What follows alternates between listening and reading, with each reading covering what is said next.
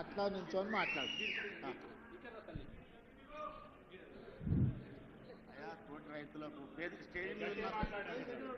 Stage మీద ఉన్న పెద్ద మనుషులకు పేర్లు అయితే తెలియదు నాకు. స్టేజ్ ఉన్న పెద్ద మనుషులు అయితే పేర్లు అయితే తెలియదు, కానీ అందరు పెద్ద మనుషులకు ధన్యవాదాలు. నా తోటి రైతులకు, నా సాటి రైతులకు, వచ్చిన వాళ్ళందరికీ, ఆఫీసర్లకు అందరికీ నేను ధన్యవాదాలు చెప్తున్నా. ఏమైనా తప్పులుంటే క్షమించాలి. అయ్యా, నాకు 3 ఎకరాల భూమి ఉన్నది, ఎక్కువ లేదు. నేను చౌదరపల్లి యాచారం మండలం, రంగారెడ్డి జిల్లా. నేను ఎస్సీ ఫార్మర్. అయితే ఇప్పుడు నాకు 3 ఎకరాల పొలం ఉన్నది. 3 ఎకరాల పొలంలో 1 ఎకరా గార్డెన్ ఉంది, కడిల పందిరు ఉన్నది. ఆ కడిల పందిర్లా ఓ 3 రకాలు 4 రకాల కూరగాయలు పెడతా. కాకర బీర పైకి పోతుంది, కింద టమాటా, వంకాయ, మిర్చి, అది 3-4 పంటలు పండించుకుంటా 1 ఎకరాల.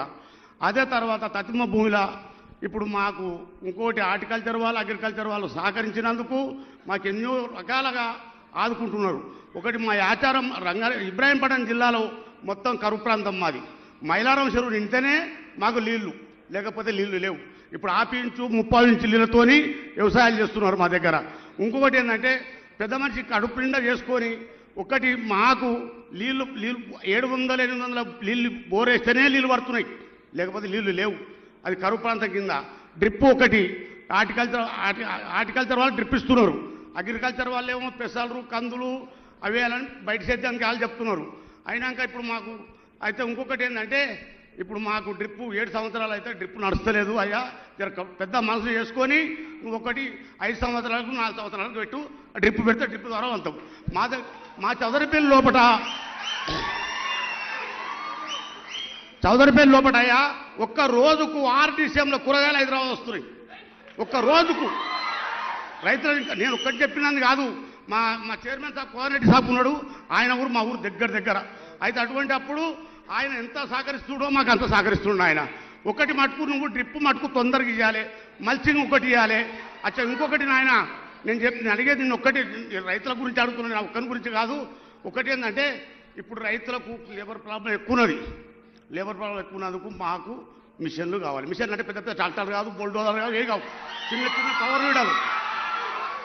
పవర్ వీడాలు ఉంటే నేను ఒక 10 దాలు కొట్టుకుంటా, నా భార్య కలుపు తీసుకుంటుంది.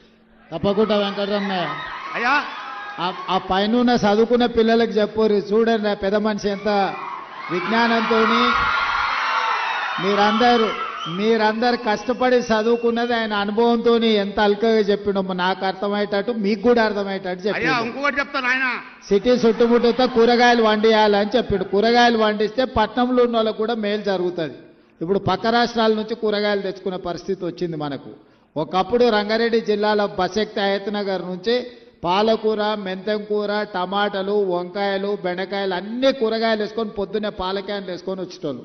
ఇప్పుడు ఎవరు పాల క్యాన్లు కానీ కూరగాయలు కానీ ఏం వస్తలేవు. అన్ని రియల్ ఎస్టేట్ లేఅవుట్లు ప్లాట్లు అయినాయి. మళ్ళా మన సిటీ చుట్టుముట్టుత కూరగాయలు పండించినప్పుడే లాభసాటి వ్యవసాయం అవుతుంది. ఈ సిటీ చుట్టుముట్టుత మంచి ద్రాక్ష తోటలు కానీ మంచి పండ్ల తోటలు పెట్టుకుని కూరగాయలు పెట్టుకుని 100% పెద్ద మనిషి చెప్పినట్టు ప్రభుత్వం మిమ్మల్ని ఆదుకుంటుంది. మిమ్మల్ని మంచిగా ముందుకు నడిపించేటట్టు. అందరూ వడ్లే వండిస్తే కూడా తినేటోళ్ళు కష్టం అవుతుంది. మిగతా పంటలు కూడా మనం తినడానికి ఏమేమి అవసరమో ఇవాళ కందిపప్పు కానీ, పెసరపప్పు కానీ, పల్లీలు కానీ, లేకపోతే ఈరోజు మొక్కజొన్నలు కానీ, ఇవన్నీ మంచి ధరలు వచ్చే పంటలు. ఇవాళ రేపు మిల్లెట్స్ అని, డైట్ అని ఎక్కడెక్కడి నుంచో తెచ్చుకుంటారు. వెనకడికే మన తాతలు ముత్తాతలు మిల్లెట్స్ అని వండించారా. కందులు పెసర్లు అంటే మిల్లెట్సే కదా. ఇప్పుడు అవి చిన్నగా వదిలి మీ అగ్రికల్చర్ యూనివర్సిటీ వాళ్ళు అందరూ వీళ్ళకు గ్రామాలకు వెళ్ళి రైతులకు అందరికీ మీ చదువుకున్న విజ్ఞానం అంతా వాళ్ళకు నేర్పిస్తే మళ్ళీ వ్యవసాయం మంచిగా చేయొచ్చు. వ్యవసాయం లాభసాటిగా ఉంటుంది, మనకు ఉపయోగకరంగా కూడా ఉంటుంది. పెద్ద మనిషి తప్పకుండా నువ్వు చెప్పింది వ్యవసాయ శాఖ మంత్రి గారు పరిగణలోకి తీసుకుంటారు. దానికి సంబంధించిన అన్ని చర్యలు చేపడుతుంది ప్రభుత్వం.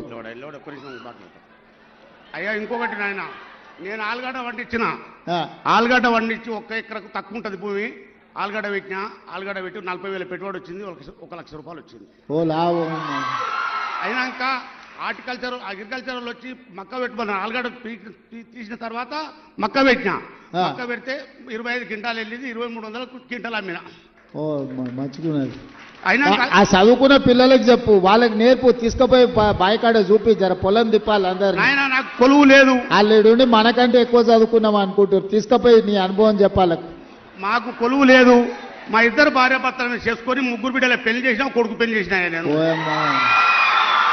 మంచి సంతోషం, మంచిది. బాగా చేసినావు, ఇంకా బాగా చేయి. ఆదర్శ రైతుగా రా. అయ్యా ఫోటో దిగుతాను. అయ్యా ఒక్కటే